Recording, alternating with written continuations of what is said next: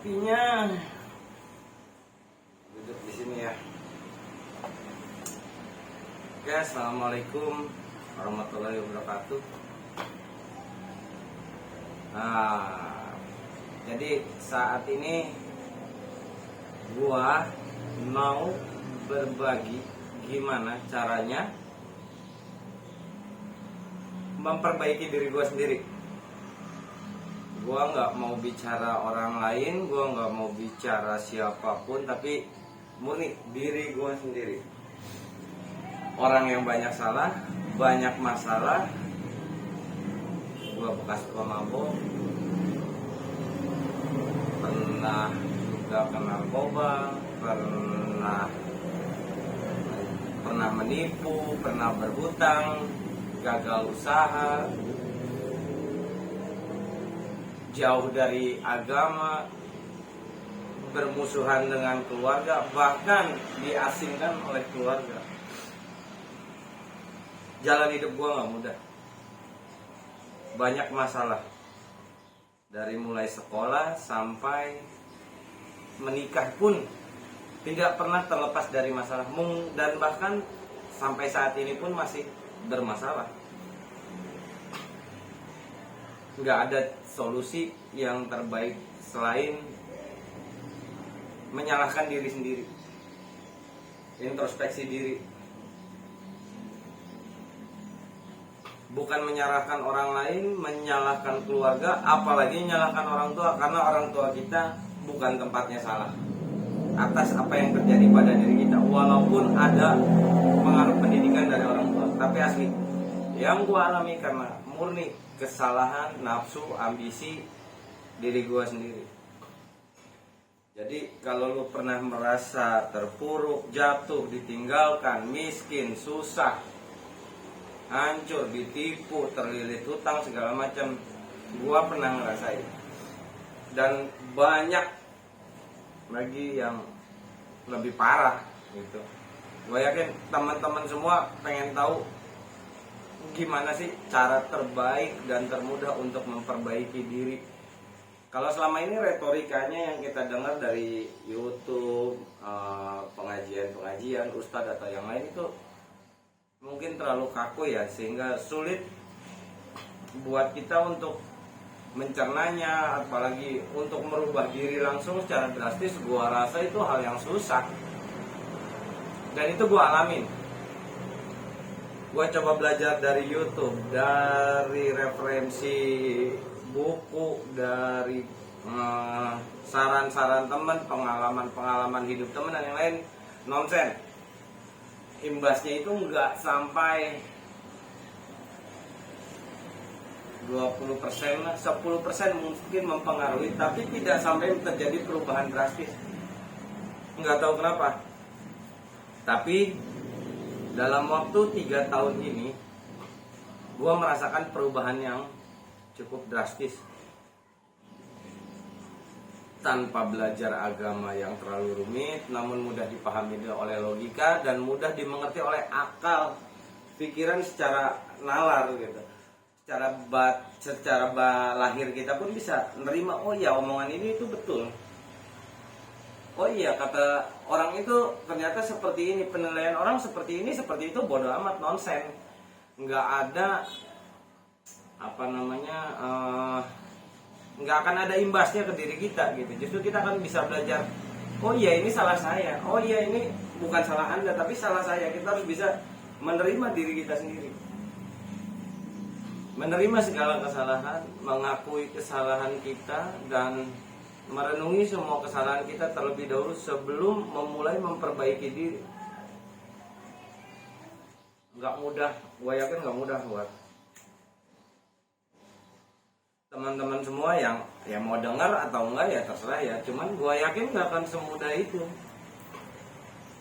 karena semuanya butuh proses, dan prosesnya gak mudah. Bisa sampai gue diem, gak berbuat apa-apa, bingung mencari solusi. Tapi saat ini semua berbalik 360 derajat dengan mudah, dan ya tetap ada proses, hanya tidak selama yang selama ini kita jalani. Ternyata gue sadar salah terutama paling besar itu salah badan gue, raga gue, sama ruh gue, jiwa gue. Itu kesalahan terbesar. Bukan salah terhadap orang lain, tapi gue mesti belajar minta maaf diri dulu ke diri gue sendiri, ke ruh gue, ke batin gue, ke kodratnya gue sebagai seorang manusia yang jelas hamba Allah, dan selalu meyakinkan bahwa apa yang terjadi di dunia ini semuanya bisa dirubah, terkecuali takdir yang ditetapkan. Seperti contoh, wajah gue seperti ini, warna kulit gue begini, mata gue dua, hidung gue satu. Kalau dua nggak lucu kan. Mulut gue satu, kuping gue dari kanan kiri seimbang, jidat gue sedikit jenong. Itu takdir mutlak yang nggak bisa gue rubah. Tapi contoh lagi, takdir mutlak, gue anak siapa, dari pasangan siapa, orang tua gue siapa, lahir di mana, dilahirkan jam berapa, itu udah takdir mutlak gue yang nggak bisa dirubah. Tapi dalam 3 tahun ini baru gue sadar dan yakin bahwa takdir itu bisa dirubah. Jadi jangan pernah berkata, ya udahlah gimana lagi, udah takdirnya. Enggak, entar dulu takdir yang bagaimana dulu. Kalau Anda memposisikan diri Anda seperti itu, yakin hidup Anda nggak akan pernah bisa berubah. Kopinya habis, hidup Anda nggak akan pernah bisa berubah. Gue bikin video ini spontan, nggak ada kru, gue rekam sendiri ya. Ini pakai handphone murah. Mudah-mudahan dari hasil berbagi ini gue bisa lebih banyak lagi berbagi pengalaman hidup selama dari tahun 2000 sampai 2021 saat ini. Perubahan apa aja sih yang sudah terjadi, dan hancurnya seperti apa, jalannya bagaimana, dengan siapa saya merubahnya, waktu apa saya harus merubah diri, dan prosesinya seperti apa. Apa saya berubah jadi Power Ranger, Satria Baja Hitam? Oh tidak. Tapi semua bergantung baik lagi pada keyakinan kita kepada Gusti Allah dan kecintaan kita kepada Rasulullah Shallallahu Alaihi Wasallam, Nabi Muhammad. Semoga bisa menginspirasi lagi. Jadi yang pertama-tama gue mulai deh ya, garis besarnya dulu gue usaha dari bekerja. Awal tahun 2000-an setelah lulus sekolah gue kuliah. Itu pun gak lulus, hancur karena kelakuan gue sendiri. Gue gak bisa nerusin kuliah, ambruk.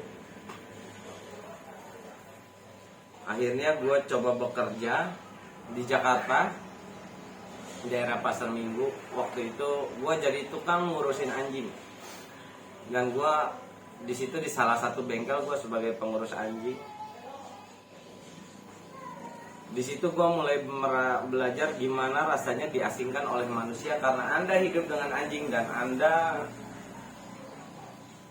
dinilai selalu tubuh Anda itu bernajis karena Anda bekerja sebagai seorang pengurus anjing, sehingga Anda pun bekerja hanya pada orang-orang atau rekan-rekan kerja yang mau menerima kedekatan Anda, kedekatan gue sama mereka gitu. Makan gue harus misah karena gue ngurusin anjing, pasti akan terkena najis. Sedangkan mereka orang agamis yang mungkin menurut mereka atau mungkin menurut Allah Subhanahu wa Ta'ala mereka benar, dan mereka ya tergolong orang-orang baik. Gua bukan orang yang baik, gua orang yang banyak najisnya sehingga gua dikucilkan. Dari situ gua menyerap ilmu soal otomotif, bla bla bla, kurang lebih 6 atau 1 tahunan. Gue pindah lagi kerja. Gue ngelamar di sebuah cucian mobil. Dulu itu di Gatot Subroto, Lili Car Wash kalau nggak salah. seberang Bulog itu ada cucian mobil otomatis, mungkin sekitar tahun 2000 berapa ya, tahun 2000-an lah, 2000 sampai 2003 masih ada lah di situ. Mungkin sekarang udah nggak ada ya. Gua kerja di situ sebagai helper mekanik. Ya nggak banyak perubahan, tapi ada sedikit ilmu yang gua serap dari waktu jadi pengurus anjing di bengkel tersebut, dimana gua belajar juga soal otomotif. Gua kerja di situ, gua kenal yang lain, bla bla bla, sehingga gua ketemu satu orang, salah satu pejabat. Walaupun bukan pejabat tinggi ya, ASN lah, pegawai negeri. Dia nyuruh gue perbaiki kendaraannya, dia puas. Gue dikenalkan dengan rekan-rekannya, hidup gue mulai berubah. Saat itu gue belum terlalu rusak, tapi masih karena baru lulus sekolah ya, belum terlalu rusak, belum terlalu mengenal dunia yang parah sekali. Ya gue jalanin. Selesai dari situ hidup gue berubah drastis, penghasilan lumayan, gue makin paham soal dunia otomotif, bla bla bla, nggak perlu panjang lebar cerita berat. Tahun 2005 gue nikah gue dengan sebelum 2005, tahun 2003 nya gue bekerja di salah satu dealer mobil sebagai mekanik, dan calon istri gue itu seorang pelayan kantin. Masya Allah, Allah mempertemukan gue dengan calon istri gue dengan caranya sendiri, dengan caranya yang indah. Gue bekerja, setelah menikah 3 bulan, gue berhenti dari kerjaan. Notabene menganggur. Itulah cobaan rumah tangga di awal gue berumah tangga. Saat itu istri gue belum hamil.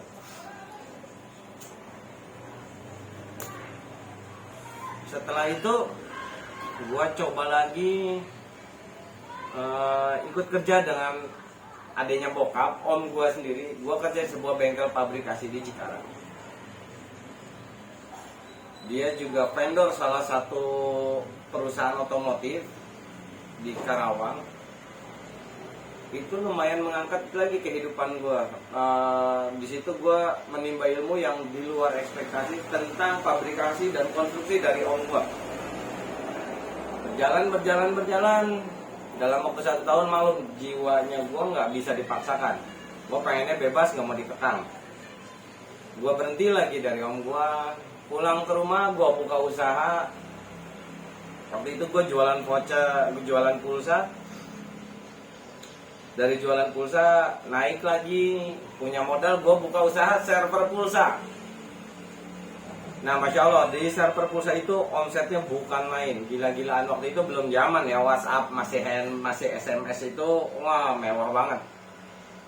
Lo pakai handphone aja yang udah kelas Nokia berapa, 6600 udah 7650 lah, yang kayak gitu udah mewah lah.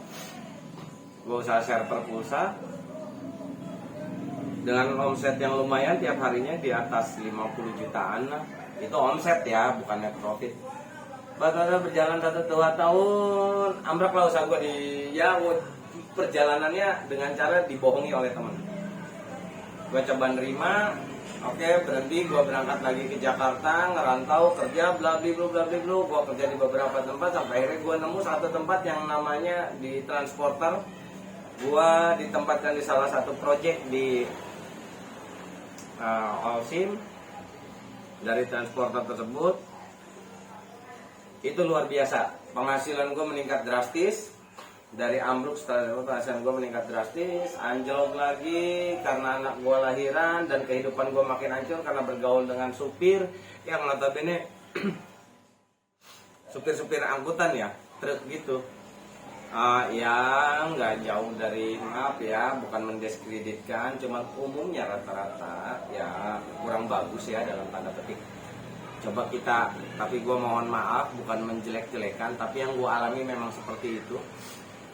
Nggak mau gue sebutkan perusahaannya. Gue di PHK 1 tahun bekerja dengan penghasilan lumayan, dan kualitas kerja gue juga bagus. Sebenarnya gue di PHK karena masalah persaingan KPI, Key Personal Identification. Waktu itu ada proses kenaikan jabatan karena supervisor gue takut kesaingi, jadi dia tendang gue. Oke, setelah itu dalam prosesnya selama bekerja gue udah punya kendaraan, gue gabung ke salah satu klub mobil, gue buka bengkel sendiri, bla bla bla, gue punya bengkel. Dan gue punya kenalan temen, sahabat sampai saat ini yang luar biasa. Gue dapat kerjaan banyak, rekan banyak, teman banyak. Bahkan gue bisa bangun rumah di Cikarang, bla bla bla. Dalam waktu 5 tahun gue bisa punya bengkel di Karawang, di Cikarang, di Cibarusa.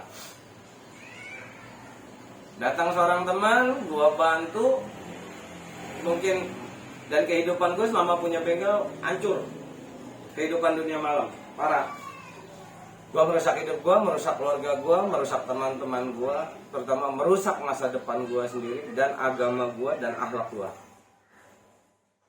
Gue berhenti dari kerjaan, bukan berhenti dari kerjaan, tiba-tiba usaha gue bangkrut, rumah terjual, gue pulanglah ke Cirebon. 1 tahun pertama gue dagang seblak. Nonsen, gak ada hasil. Bahkan yang beli pun 2 hari sekali dengan harga 10.000.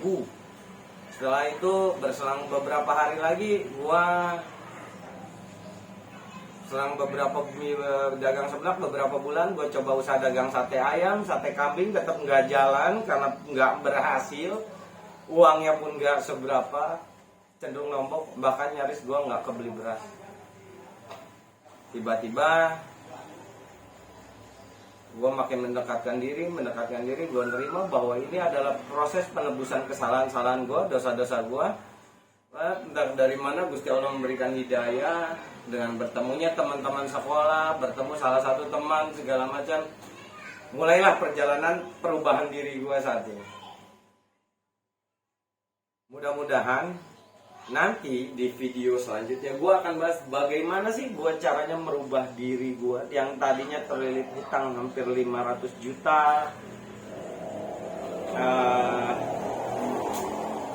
teman pergi nggak ada yang mendekati, hingga sekarang gue bisa survive lagi, punya usaha dengan omset yang lumayan setiap bulannya, nggak besar tapi cukup membuat gue bertahan hidup dan menghidupi anak-anak gue. Nanti di next video lo semua, rekan-rekan semua bakal gua share cara termudah, nggak perlu sulit mengamalkannya. Dan caranya menurut gua yang bodoh ini masuk akal, logik sekali dan mudah diaplikasikan. Kuncinya satu, silaturahmi. Silaturahmi kita ke Gusti Allah, silaturahmi kita ke Rasulullah, silaturahmi kita ke para leluhur kita, ke waliullah, ke sahabat, ke ya pokoknya orang-orang yang memiliki keistimewaan di sisi Allah, termasuk orang tua kita. Jadi kuncinya adalah silaturahmi. Kalau ada pepatah yang bilang silaturahmi itu memanjangkan rezeki, ternyata itu betul. Dan saya buktikan dari silaturahmi itu pintu-pintu kebaikan banyak terbuka, pintu rezeki dari Allah pun banyak terbuka. Jika Allah Maha Pengampun, maka Allah akan mengampuni dosa saya. Semoga apa yang saya ceritakan ini bisa jadi inspirasi buat teman-teman semua. Ini spontanitas, entah mengapa saya ingin berbagi. Jika memang bermanfaat, silahkan kalian share, komen, like, dan subscribe supaya saya bisa lebih banyak berbagi lagi, bisa lebih memperbaiki kualitas video ini, bisa lebih memotivasi semua teman-teman yang bermasalah. Next video saya akan bagi bagaimana kunci yang paling sederhana tanpa harus Anda berwirid, tanpa harus Anda puasa, tanpa harus Anda ke tempat menjalankan ibadah-ibadah ekstrim untuk mendekatkan diri kepada Gusti Allah. Semua memang gak instan, tapi semuanya akan indah karena saya sudah buktikan. Oke, sekian, terima kasih. Mudah-mudahan video berikutnya saya akan berbagi lagi caranya seperti apa ya, mudahnya seperti apa, dan hasilnya bagaimana. Oke, terima kasih. Assalamualaikum warahmatullahi wabarakatuh.